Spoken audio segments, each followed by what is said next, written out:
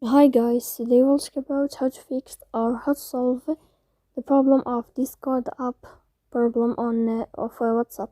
To know how to fix or how to solve Discord problem on WhatsApp app, you should just go to settings. Here we click apps, default apps, app settings. Then this list will enter to the window or to the app of WhatsApp. Here in this list of app info, we click on first stop and we click OK. Then we'll enter to the window of storage.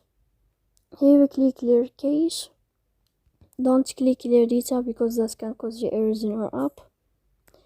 In the end, you can turn off your phone and you can wait 3 seconds to turn on your phone again. So please don't forget to support us by like and subscribe. See you next time in another video, and thank you for your attention and your watching.